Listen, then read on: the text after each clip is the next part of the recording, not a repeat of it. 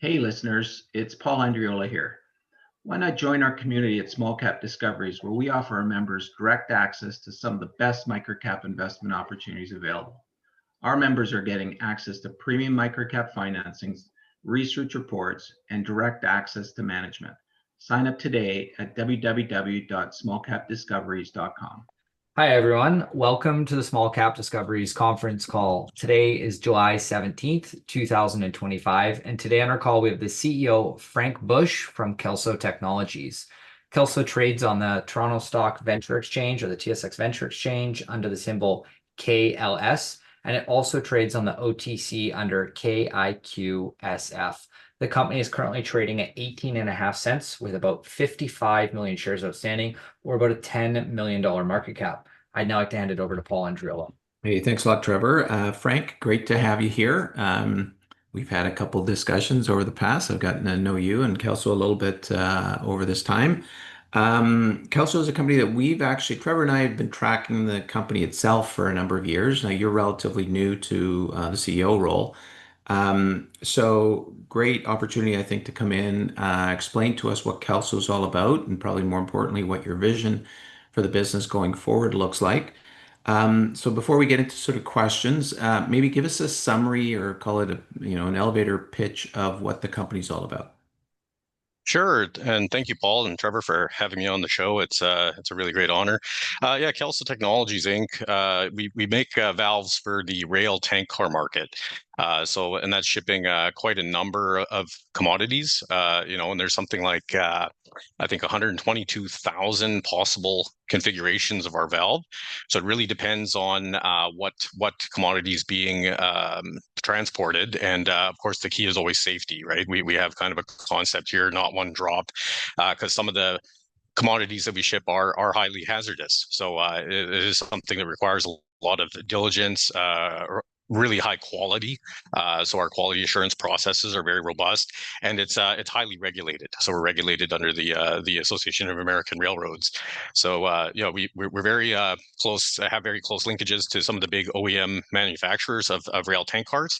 So whenever you see the big long rail tank cars on the road there, when you're stuck behind a railway with a train going by, now my kids are able to like point out and say, hey, there's a Kelso valve, there's a Kelso valve. So all those tank cars all kind of look identical. They're all very different with just some of the parts that go on it and that, right? So that's basically what we do. We work very closely in there. Our factory is here in Bonham, Texas, which is about an hour north of Dallas in the Texarkana region.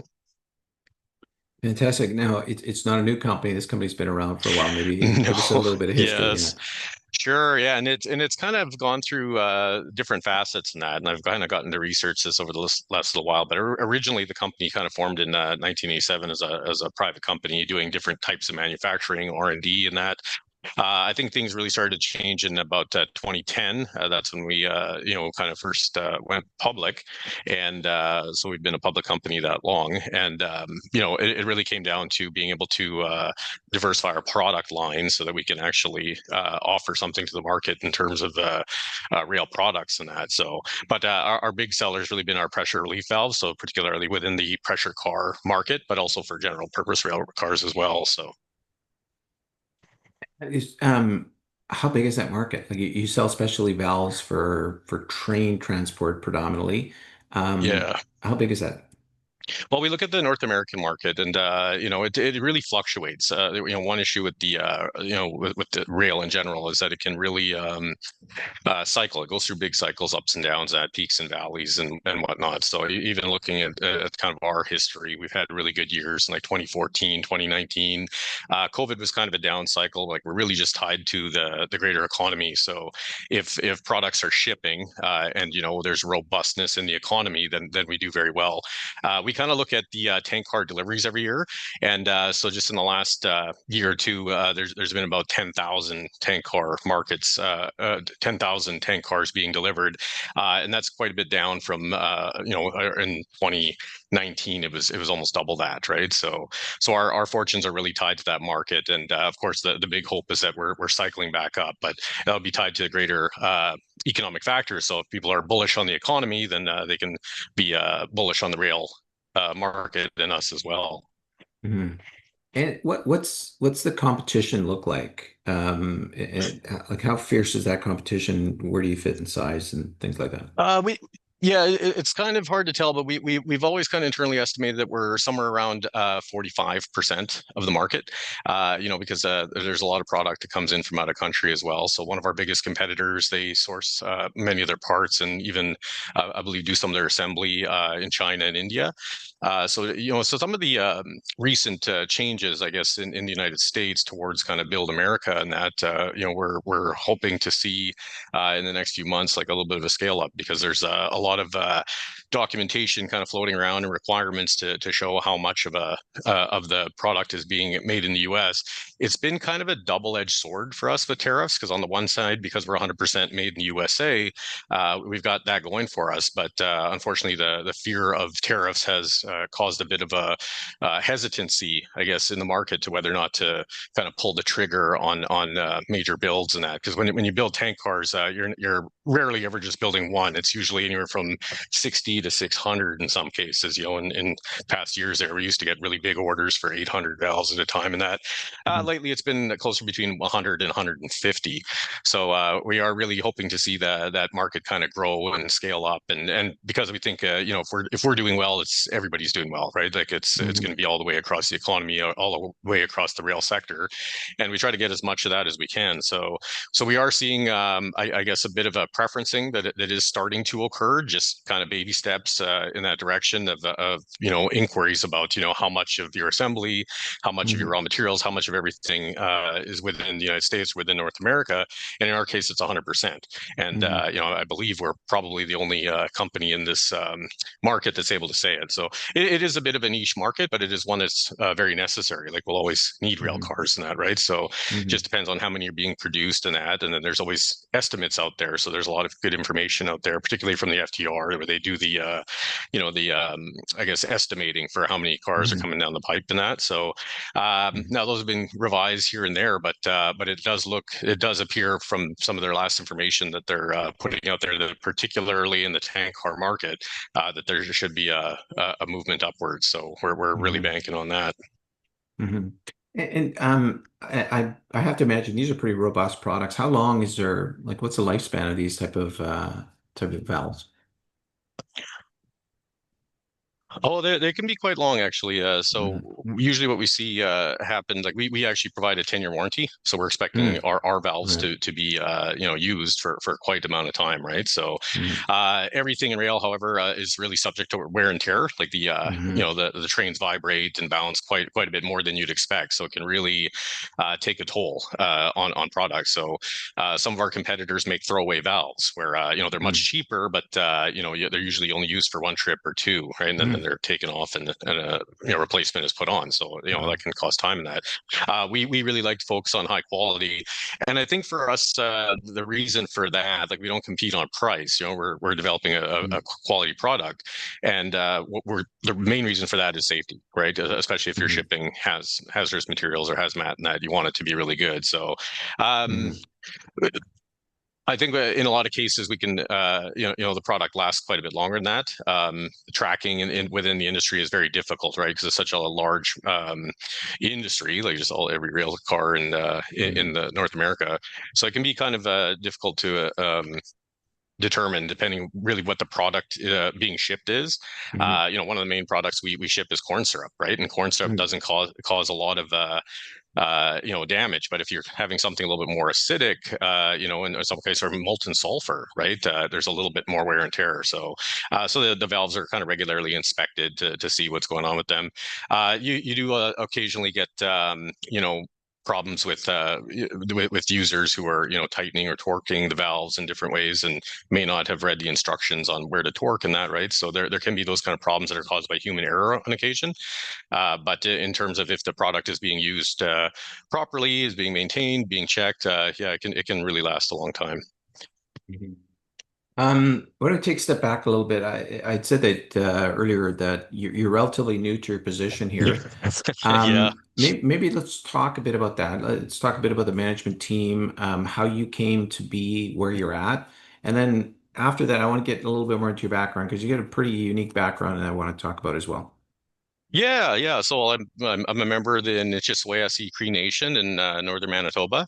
My sister currently serves as chief, Angela Labassiere, and I really I was looking for an opportunity to get exposure to mainstream and equity markets. I came up in the bond market through the First Nations Finance Authority, so we were the first time bond issuer for raising capital for development on First Nation reserves. So I wanted to broaden my knowledge of the capital markets a bit. So I kind of went looking, and I kind of just stumbled upon Kelso, through a contact, and they had a director who was just about to retire. So I kind of put my hand up and said, "Hey, I'm looking for an opportunity here." And I was appointed to the board in February of 2020, just a month before COVID kind of shut everything down. So it has been kind of a wild ride. Last year, our former CEO was voted out by our shareholders. Because the company hadn't posted a profit in about 5 years. So, and there's different reasons for that, COVID being kind of a big one. But the shareholders had lost confidence, and the board sat me down and said, well, hey, if you're up for it, this is going to be an opportunity to kind of turn the company around. So I didn't know at the time, about a year ago today almost, whether this was going to be a situation where I stepped up and turned the company around, or if I was there to mop the floors and shut the doors and lock up and, see that happen. So I really didn't want to for that to occur. So I kind of dove right in, and I think that's kind of where the management team was built. I was able to first recruited Samir Uplenchwar, as a consultant, because I needed to know what was going on in that. So him and I came down here, checked out the factory, went through everything, and said, I think there's an opportunity here to turn this company around if we make some changes and do a reorganization. So at the same time, our former COO, Tony Andrikaitis, he was looking at retirement as well. He'd actually tried to retire a few years ago in the middle of COVID, but we couldn't let him to go because, everything was topsy-turvy and we didn't know everything was happening. But he'd been grooming our new COO, Amanda Smith, who's kind of does most of the plant operations and that, right? So the average age of our management team went from, I believe, 69 to 46. So we're quite a bit younger crew here, and we're very excited about kind of opportunities in the market and outside of the rail market even, right? So we are now exploring and looking at what else we could be doing, because we have a manufacturing plant on U.S. soil that's got excess capacity. We have basically the same equipment and roughly the same staff as we did in 2019 when we did twice as many valves as we have in recent years. So we still have that capacity, but now we're looking at, okay, well, what else is out there? So either within the rail market with existing customers potentially, or what we might be looking at as well as other assembly, just depending on, kind of what's available. We do have access to a good labor pool, being in North Texas.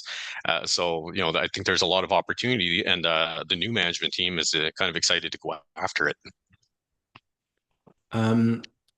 The financial status of the company right now, I think I remember your last quarter that you reported, you guys are profitable, at least in that quarter. Is that kind of here to stay? I know we've spoken, and you expect some lumpiness in numbers just because of the nature of the industry.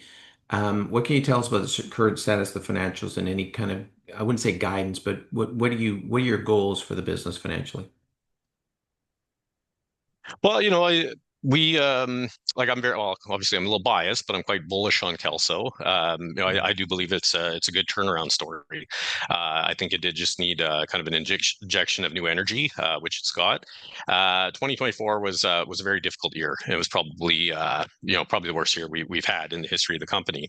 So we made a lot of changes over those kind of Q3, Q4 of last year, and did as much as we could to kind of right the ship, and that took a heavy toll, right? There was quite a lot of expense involved in that, and whatever else, but we came through it and managed to post our first profit in 5 years. So being able to do that within, say, 9 months of taking over is really wonderful. I do hope that's here to stay. I hope that we'll remain in the black every quarter, but given the cyclical nature of the industry, that's might not be possible, but that is kind of what we're looking at and always working towards. We've certainly trimmed our overhead significantly, particularly with regards to like legal consulting, that we took a lot of stuff in-house, so we kind of we grind, we do quite a lot of work here. Even the management team, we're fairly hands-on in that. So we've done everything we can to create efficiencies and trim spending and that. I was kind of very interested in the way that we'd structured some of the outside work for the company. We had kind of a big name law firm and a boutique accounting firm, and my attitude's always been like, no, get a bigger named accounting firm and a boutique law firm if you're a smaller company, right? So we do about 10.7 million a year in revenue, hoping to grow that this year. Kind of knock on wood, do what we can, but we are tied to the fate of the rail industry in that until we're able to kind of diversify out. So I think we just kind of reallocated our resources in a better way, and we want to continue that. We do want to look at some R&D, but within the parameters of our income and what we can use for that. We went through kind of an internal exercise to try and figure out like what exactly are we worth, and I think the market, our market cap's about 10 million, but the replacement value of our company and our assets and that we figured would cost anywhere from 30 to 40 million. So I believe that we are quite oversold and that there might be opportunity there. So what we want to do is kind of make sure that we're kind of worth the assets that we're using. So there's been kind of a massive refocus on return on investment at every level of the business. So we're kind of looking at everything, like all our people, all of our suppliers, all of our contractors, anybody else that we have. We do that, right? We're doing everything we can because we do feel we're very undervalued by the market.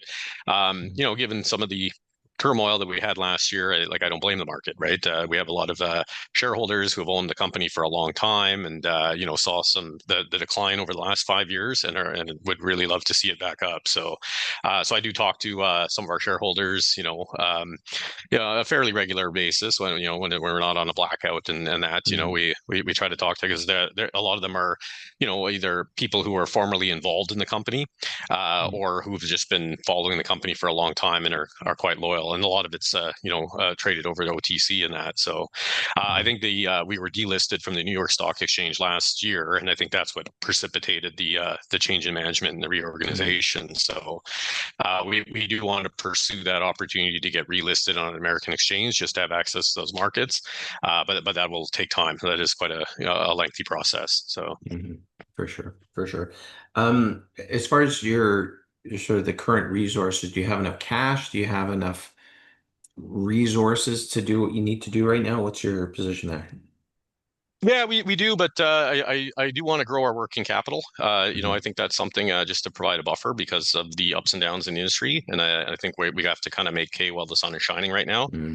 So things are going good, but we want to make sure that we maintain cost discipline specifically, right? So I'm very disciplined when it comes to money. Just having come from the background I came from in northern Manitoba, resources were always very tight. So I've kind of applied that to the company as well. So you won't see me out there having fancy wines or Wagyu steak or anything like that, right? Like we're very tight with the money, right? So I took the whole staff out for burgers here today. Right? So usually, I don't know, it's I guess in the past, and I think I heard a little bit about that. Oh, we used to go to this restaurant, that restaurant. I said, we don't do that anymore. We're dealing with shareholders' money here, right? So we're going to be responsible and we're going to be good caretakers of our investors' money. I want to continue to do that. Yeah, fantastic. Well, usually that's a sign that there's a vested interest in the business. Maybe let's talk to that a bit.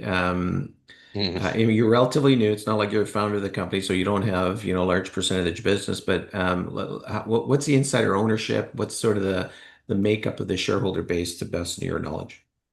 It's fairly small. I think it's just under 5%. So, but I obviously I can't count kind of former insiders, and I think that is probably a bit more, like probably to the tune of about 15% of the company would be like former insiders and that. So, and those, a lot of them are talked to, and they'll talk about what the plant was like, back in the 80s or in the 90s and that, right? A lot of them are seniors. There's an attraction to the rail industry or an understanding of the rail industry amongst senior investors. And they're going to have different needs in that as well. And they do, it's a little bit more. They want to talk to you. They like the face to face. They like to be on the phone. Not so much as an email, not so much in the social media and that. So we don't have a lot of focus on that. So we're responsive to our shareholders, and I think that was maybe one of the big things that differentiates me a little bit, good or bad. Whether I should even say this or not, but I knew a bit about the industry, but maybe not necessarily enough to run the company at the time. And that's basically what I did is, we had opportunity to reach out to the shareholders and talk to them. And I got an earful, like I really did from some of them, I got some finger wagging and whatnot, and we deserved it, right? At the time we did. So, and wanting to turn it around and that, we started reaching out a little bit to the shareholders. And I remember putting in the first press release that I'm excited to hear from shareholders, and man, did my phone ring off the hook there, right? So I got inundated with emails and phone calls, and I addressed them, right? So in the midst of trying to turn the company around and talking to suppliers and that, I'm taking calls constantly from the shareholders, and you got to take it with a grain of salt, right? Because everybody's got a different opinion, and it's particular on the outlook. And that was one of the big questions I used to ask everybody is, well, what's your outlook on the rail industry? Like how do you feel about that? And a lot of them came from long professional backgrounds in the rail industry, and had been around a long time, and were comfortable with the cycle, the up and down, and that, right? So it seemed like more of them were saying that we're cycling up than we're saying down, but we had both, and now we kind of all get to find out.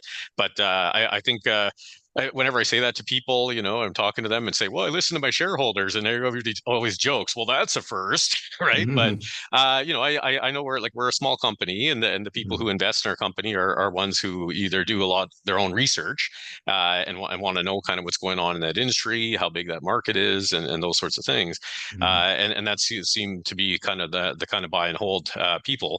So I haven't gone into any real platforms, where it was kind of a Wild West kind of scenarios and day trading and stuff like that, right? They were looking for people who are wanting to be a part of this journey, right? And to me, it's kind of a new beginning. It's like a new start with the team we got together, but relying on some of the knowledge that some of our investors have, right? And as well as our board members. We do have board members who have deep ties in the rail industry as well, and so listening to them, listening to my board, listening to shareholders, and then just kind of applying it in the right direction is kind of what's been my job for the last year. So it's been a very interesting ride. It's been a very wild ride because some of our shareholders are characters. They're a lot of them are fairly wealthy and kind of made their own money, self-made people, and it's interesting because they come from all walks of life, but they all want that stock price moving north, right? So I'm saying, hey, I'll do everything I can to make that happen, right? So it's been interesting. Yeah, no doubt. I'm sure you faced a lot of challenges from the start here, but now that you've got it to position where you're at right now, what keeps you up at night now? Like what different challenges are you facing right now, do you think? Mainly, I think kind of where to go from here. Our shareholders want to know kind of what the plan for growth is. So that's kind of we're developing. That's kind of the strat planning session we're doing today is where to go from here, because that can be a bit of a challenge to decide, right? And it'll be a kind of a major factor going forward. So we have very good relationships with the kind of major builders in the rail market. So the easy thing would be to try to develop more products that we can sell to existing customers. And that's obviously something we're planning to do. Am I getting choppy here? I'm just got a warning that my my connection is unstable here. I'm at the factory here, and I think these guys are logging out. But Yeah. okay, not too bad. Yeah. Okay, No, it's not too bad. I think fine. Yeah. But anyway. Okay. Yeah. Yeah. Okay. Then the other opportunity and kind of what I'm considering quite a bit is maybe looking at diversifying a little bit outside the rail market a little bit to help even out that cycle. So that's kind of always been a good idea, but it's got to be the right thing. It's got to be something fairly similar. So we are exploring different markets within valves. So the way I kind of feel about it is either we make more products for rail tank cars and even hoppers and gondolas with our existing customers, or we start looking at potentially valves in other markets. So whether they're for pipeline or say high-rise condominiums or different things like that, basically trying to leverage our name and our brand, because within this industry, our brand is well known, not really known outside of this industry. But I think it'd be easier for us to step into another industry if we have the backing or kind of the history in the rail industry, because people will understand that. So we're doing some market research right now to figure out, okay, what would be the best way to go about that. So we'll make that determination based on our research, whether or not it should be within the rail market or outside the rail market, but probably fairly tied to valves. But I mean, we're going to look at what opportunities exist. So if it is something just completely different, I think the opportunity for manufacturing or light manufacturing or assembly just within the United States could be a big opportunity. So we're going to start with our customers, kind of knocking on their doors, and then to our suppliers and say, okay, what's going on, what's needed, and what can we do? Because I do believe we have excess capacity, and we have the capacity to scale up quickly as well. And are you missing anything right now? Is there any kind of skill set or people or any other kind of resources that you wish you had that you don't have right now? Yeah, I wish we'd have more people, I think, because I love the people that we have. We have a really good workforce, and it's just a really good region. We're in a very nice part of the state of Texas, and and then very close to the Oklahoma border and Arkansas. So we have the ability to gather labor, because there's very skilled labor in the region.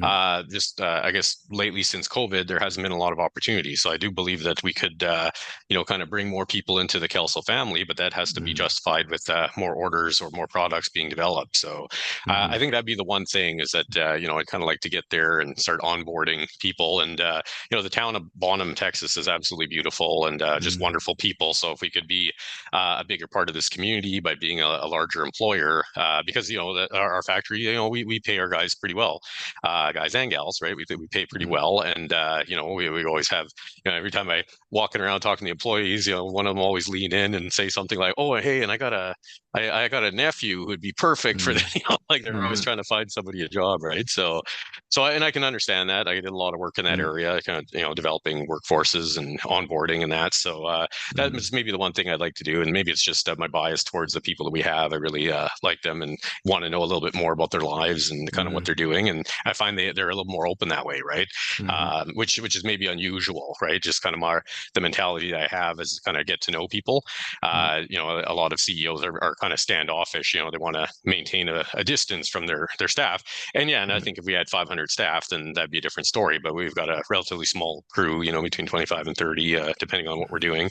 And I'd like to grow that and grow that family. Gotcha. Okay, now I'm going to ask for some advice. We're investors watching the company right now. What do you think is the most important, either sort of, let's say, metrics or catalysts to watch out for? It'll give us a good indication of how well the business is doing.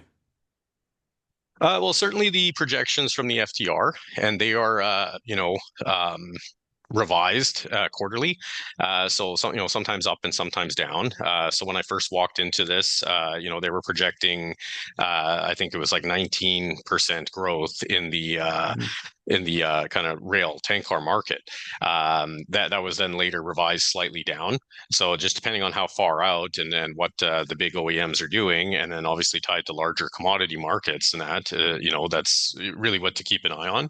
And that's a lot of times what our shareholders do is they, as soon as the report comes out, before I wake up in the morning, I'm already getting emails from, "Did you read the FTR? Did you read the FTR?" Right. So we keep an eye on that, and we're always trying to look at it. But it's kind of it's a very unique kind of industry, this part of it, this niche that we have here. So it can change quickly. But if I was making the decision, I would certainly be looking into those sources, both the AAR and the FTR, and getting to know the industry and seeing what the pros have been around a long time are projecting, right? With the knowledge and caveat that that's what's going on. So I take a look. I take whatever your view is of the greater economy in the U.S. and Canada to be a big one. For Canadian investors, because we are traded on the TSX, looking at the opportunity depending on how bullish or bearish you are on the Canadian currency, because 100% of our income is derived in the U.S. and we report in American dollars. So we've kind of gone back and forth on that, right? Because over the last 5 years, the currency has been kind of up and down. Lately, I think we've been doing fairly well on the exchange, but we've started really limiting the amount of stuff we're doing in Canada as opposed to US. We kind of had a focus on the revenue bearing part of our business, and that's been good, I guess, for us that way. So we've done well on the exchange and having that. So if you're myself, I'm not sure. I'm unsure about where the currency is going, but I still feel I have this strength of a little more reliance on the greenback than the loonie personally, right? So if that's a factor for people, or if people have opinions on where Canada's currency is going relative to US, and whether they think the US dollar will appreciate or appreciate. I mean, I won't weigh into that. I'm certainly not a currency expert, but I do see it as something. It could be something of a hedge for someone's portfolio to have some of it coming, some of the money being generated as being USD rather than CAD, right? So yeah, that would make sense. You mentioned earlier you think you're about 45% market share. Are you the big player in the space? No, we're in a very close, neck? tight match with our major competitor, and then there's a smaller group that does some as well. So, it's simple math. It's probably roughly 45, and 10. Right. Now, and then there's factors in there as well, right? With the OEMs, like they've got a hedge. They don't want to be, they don't want anyone to win that battle, because then they'd be stuck with the sole supplier, and hey, I'll raise my prices as soon as that happens, right? So I think there's a certain evenness. But given some of the changes towards in the United States here about sourcing and made in America and that, I'm very hopeful that our market share will begin to grow on that basis, or that we'll have a level playing field as well, right? Because we don't compete on price. Our competitors' valves are much cheaper than ours. We build on quality, and so as that becomes more and more of a factor, even in certain commodities, like we're kind of entering different commodities that have a little bit more hazardous material, and the reason we do that is because we know for ourselves that our number one kind of factor is safety, and to us it's the public safety, right? Keeping like we always say, not one drop, right? So we don't want a single drop of any hazardous material entering schools, rivers, lakes, the basically the entire landscape in North America, because once those tank cars are out, they're going everywhere, right? They're all over the place, and depending on what they're shipping, we want it all the contents to stay in till it gets to their destination, and so for that reason, that's kind of why we fight, right? We kind of push as much as we can, saying, hey, you need the best quality here, and we believe we're the best quality. Frank, it kind of dawned on me, like, what's the sales process? How do you go and get one of your valves sold to one of your customers? Oh boy. Yeah, it's incredibly complex. Luckily, we have very good relationships, but for the most part, we almost have to send a salesperson in with an engineer. About 122,000 different configurations. So first thing we got to ask was, what's the commodity being shipped? Or what's the range of commodities being shipped? Sometimes, like, it really depends on that. But yeah, we really have to look at it and sit down with the customer and say, okay, what are you building for? And it's a competitive process. We're bidding against these other companies and that. So we're relying on those relationships, and those very strong relationships. Where people who buy know us, know what we do, know how we do it, and then we're always welcoming them here to our factory to kind of tour the place and inspect and that, right? And whenever they want, right? So that they can be fairly confident that they're getting a really great product in that, we just try to do that as much as possible. But yeah, it can be quite complex. It can take quite a bit of time. One of the things we compete on is very short lead times. So in certain situations, we can actually get an order of valves out within 2 to 3 weeks, right? Whereas with some of our competitors, it's closer to 6 to 9 months, because a lot of some parts of the assembly are done overseas and that, right? So there's that aspect to it. We're situated in a good place here, geographically, so that we're able to deliver fairly quickly, right? We're not shipping anything overseas, really, anything. It goes directly to those OEMs, mostly in the United States, some down in Mexico, depending where the production facilities are. But that's really kind of how we look at it and structure it. It's really got to be relationship based. They need to know, and we need to know, what are you shipping, how are you shipping it, where's it going, when's it happening, and that. So it is quite a process, but we have a great sales team, and they always maintain those relationships really closely, so that they're always trying to be the first call, right? So call us first, talk, and then talk to the other guys, right? So yeah, gotcha. yeah. Frank, what do you hope this company looks like in the next 2 to 5 years? Well, I think I'd like to see kind of steady growth. It's we want to kind of try to grow organically as much as possible, but we also want to have opportunity, right? Because we've developed a really good formula, which I think it could be applied to other scenarios. So depending on how the next year and a half goes, we would look at some type of expansion. So organic growth will only get us so far. We've got 2 new products coming down the pipe: our angle valve and our bottom outlet valve. They're undergoing the process with the American Association of Railroads, which is a very lengthy process. It can be 5 to 7 years, and I think we're 5 years in on both. So we are hoping to see those approved as soon as possible. But it is an incredibly robust process. It's kind of ongoing, monthly meetings, sometimes cases bi-weekly committee meetings with the AAR to review, and then we're tracking mileage. So it is a bit of a process to introduce new products into this particular market. For that reason, we're limited to only being able to introduce 2 products at a time. That's why we have those 2. I think we have concepts and ideas for others, but we're only allowed to field test 2 at a time. And that field testing is based on mileage run and that, and it can take a lot of time. And we do have to find a partner, kind of a shipper who's willing to take a little bit of a risk, to test our product in that. So, and the way the rules are is that they actually have to buy the product first. So they've taken a risk on us, and we're always trying to deliver that quality in that. So we'll do everything we can for organic growth, but ideally, if we're able to move the stock price up a little bit, then we would actually start looking at any type of M&A opportunities we can to grow. So whether that's vertical integration or looking at similar size companies, that are maybe not on the public market yet, or privately held, and somebody's ready to retire in that. So we kind of got the feelers out there, right? So to see what we'll do, but it's kind of a time will tell scenario. And unfortunately, we can't do any kind of financing with the stock at 18 cents. So we have to build that first, and that'll probably take another year or so of steady growth. So Gotcha. And can you talk a little bit about the potential liabilities of this type of product, or maybe you talked about a 10-year warranty. Yeah. What's the nature of the liability around this sort of stuff? How much? I mean, you talked about how much regulation there is in getting these things approved. How can an investor kind of look at that? Well, it's the rail industry is incredibly safe. Obviously there's been incidents. There's been derailments on occasion, and that I remember there was obviously Lake Megantic is on everybody's mind. So we do look at those things, and we're always constantly assessing. But by and large, the rail industry, I believe, is one of the safest industries in North America, right? But we got there through these rigorous processes, right? By having these organizations, industry associations that kind of police each other, because if anything bad happens, it's not just happening to us; it'll happen to anybody. So even if, say, a competitor, there was a problem with one of their products, I mean, that's going to reflect poorly on the entire industry that we're a part of. So, so I think like safety is everybody's business, and and those are some of the discussions we'll have, and that's why we have those types of entities, groups, even conferences and that, where we kind of all get together. And I haven't really seen that before in other industries. I've worked in banking and things like that, where it's highly competitive.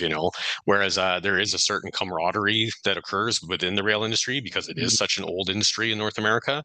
And I think usually safety trumps kind of concerns about which flag you're waving and that, right? It always kind of comes first, and that was something that was very interesting and very unique, for me at least, to experience, because I hadn't really seen that a whole lot of that. It's usually kind of just dog eat dog world, but it's in the rail industry, it's very much like dog eat dog as long as everybody's safe first, right? So it's a pretty critical piece there, and it's something I've got to learn quite a bit. We're not terribly exposed, right? Because a lot of the exposure occurs to the with the actual owner of the tank car. So, but if there was ever a problem with one of our valves, if it was some kind of valve failure or something like that, which hasn't happened really, then it could very poorly. It's one of the first questions everybody would ask is whose valve was that? If it was particularly a valve failure. But unfortunately, there is a lot of different things go wrong. Usually usually not it's a particular component. Usually it's something more with the rail itself, the rail line, or weather factors or things like that, right? So we don't have a lot of exposure, but it's something we're constantly assessing and analyzing and making sure we're covered for as well. So. Well, Frank, listen, this has been extremely helpful. Lots of information that you've given us here, so appreciate that. It's a relatively new story, I know, to a lot of people that are listening right now. Is there anything we missed, or is there, a key message you want to make sure everybody walks away with today? No, really. I just want to make sure people are aware of us. I think we unfortunately were forgotten by the market for quite some time there, and maybe deservedly so. We'd kind of made decisions in the past that in trying to diversify, I guess, our income streams, it didn't quite turn out the way we wanted to. But it's kind of the trial and error kind of aspect to it. So we're refining those processes particularly. So if we do introduce new product that is done a certain way, we've done the research. But this market changes so quickly, right? And there's always something that's going on there. But I think we're just we've really tightened up quite a bit. We've been injected with new energy, which I'm really excited about. I remember one of our board members saying, I haven't been so excited about Kelso in a long time, right? Because the space that we're in can occasionally stagnate, right? And then something happens and it's very exciting again. So I think we're just we're kind of very much like a textbook manufacturing company. We order widgets from all over. We get make some stuff in house, and then we kind of put it together and get it to the customer. And testing is a really big one for us here, right? So it's a big part of what we do here is make sure everything's going to be right. But yeah, that's I see us as we sometimes been painted as a very industrial kind of company. But what drew me to Kelso originally is that to me it's an environmental protection company. Like we're very much keeping hazardous materials out of the environment. So that's kind of what drew me to it and wanted me interested when I was kind of looking like, where am I going to go? I'd never expected to be CEO.